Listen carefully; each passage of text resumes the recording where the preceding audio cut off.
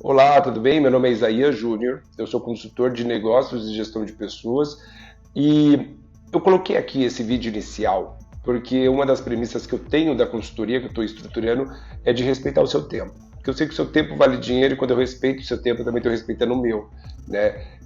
E é por isso que eu vou pedir o compromisso de você assistir esse conteúdo para você entender, né, sobre o que eu estou trazendo como proposta, porque a próxima etapa dessa conversa, dessa parceria que a gente pode estabelecer, vai depender de você se interessar ou não pelo que eu estou apresentando agora.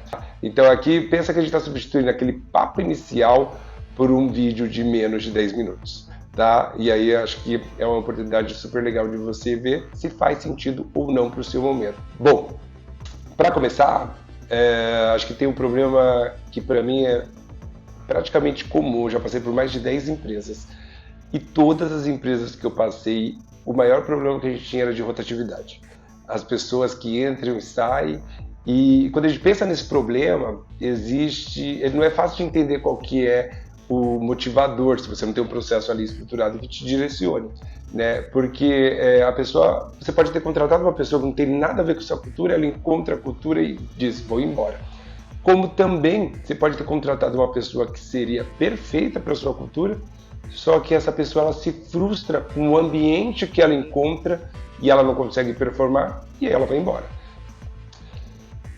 E aí a gente olha lá no LinkedIn, né, se a gente for questionar por que as pessoas estão pedindo demissão das empresas, na maioria das vezes vai parecer que elas estão pedindo demissão do líder e não da empresa. E na verdade não é bem assim, porque elas estão pedindo demissão do líder que está perdido nas rotinas, ou na falta das rotinas, né, que ele acaba não conseguindo fazer. E um outro elo em comum, né, dessas empresas que eu passei, além do problema de turnover, é que toda vez que eu ia lançar um programa de liderança, a gente sempre fazia uma pesquisa com as pessoas, perguntando sobre qual o tempo que essas pessoas exerciam a liderança e se elas já tinham passado por algum programa formal de desenvolvimento. Em média, 80% das pessoas, mesmo pessoas que já eram líderes muito experientes, sinalizavam que nunca tinham vivenciado um programa estruturado, né, seja dentro da empresa ou tenha buscado fora ali uma formação acadêmica, por exemplo, nesse sentido.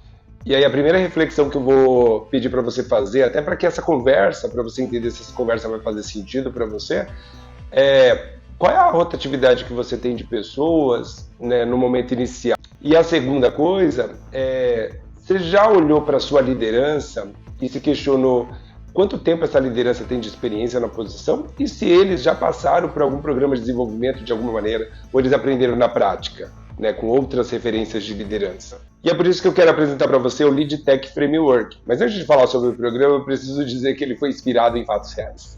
Ele é um programa onde eu concentrei no desenvolvimento dele toda a minha experiência dentro de gestão de pessoas e no negócio, até hoje, né?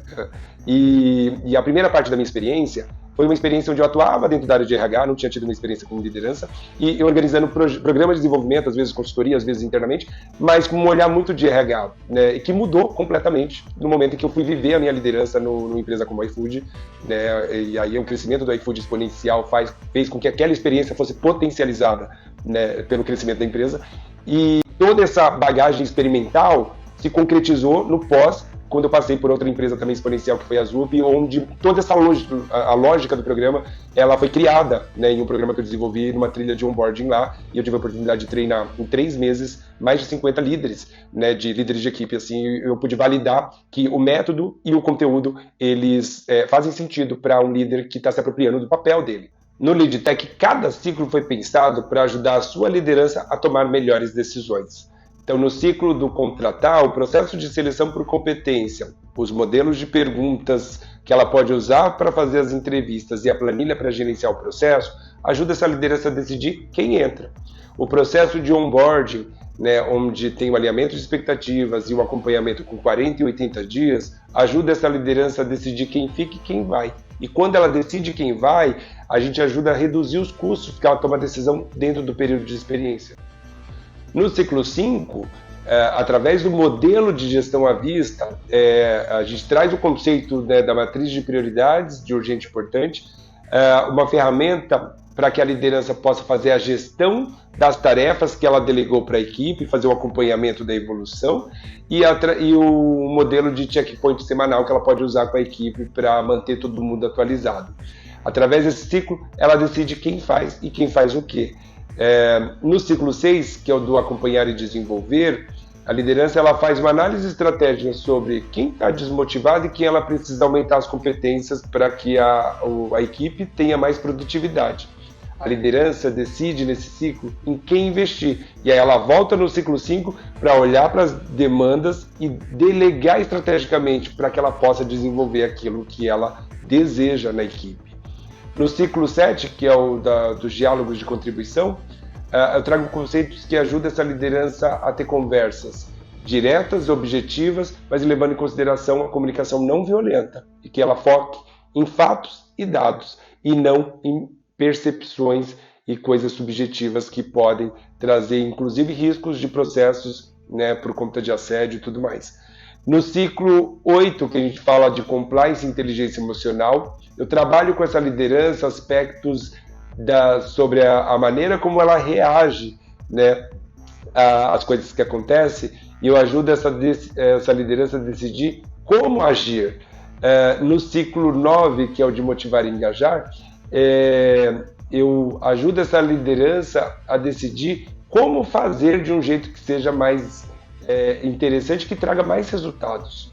E no ciclo 10, que é o fim da jornada, eu ajudo essa liderança a decidir quem vai embora, porque no fim das contas, percebendo que todos os outros ciclos, né, foi investido muito em cima da pessoa e não teve o retorno que a empresa espera, é importante que ela tome a decisão baseada em dados, mas com uma assertividade. Então, cada ciclo foi pensado para que a liderança ela tome uma decisão estratégica. E cada framework vai construindo dados super importantes para o seu negócio, que depois, quando você implementar uma inteligência artificial aí generativa, com certeza você vai ter muito mais informações estratégicas para levar em consideração nos planos que você vai desenvolver a partir daí.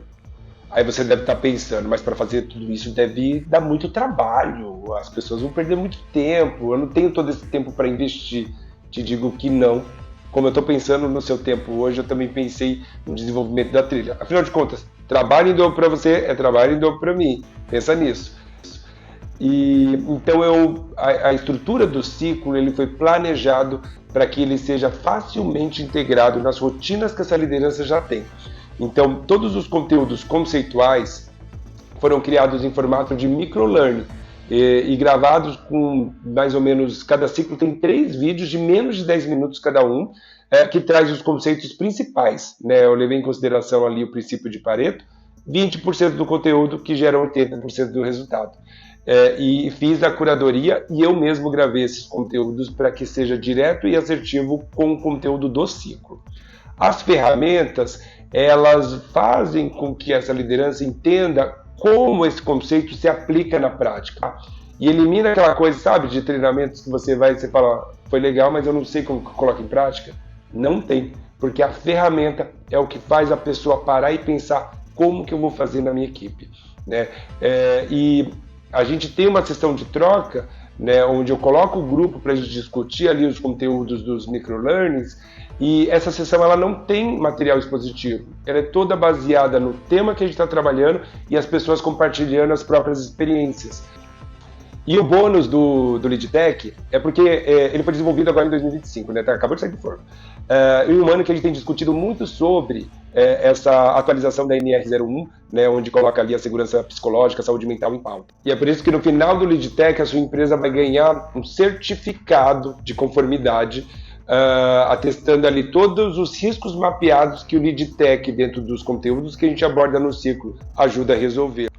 Bom, respeitando aquele compromisso com o seu tempo, acho que já deu para ter uma ideia um pouco sobre o que é o LeadTech. Vou pedir para que você feche aí o seu raciocínio, dá uma olhada na apresentação, né? Tem mais detalhes em alguns pontos ali para você refletir. E no final da apresentação tem lá um link para você escolher se você quer agendar um bate-papo ali de 30 minutos para a gente evoluir e entender melhor a sua necessidade, ou se você quer me mandar uma mensagem por WhatsApp e eu vou estar aqui te esperando, tá bom? Eu espero que a gente consiga ali fazer uma parceria e, quem sabe, destravar a engrenagem de gestão de pessoas que pode estar travando a sua engrenagem da estratégia. Tamo junto!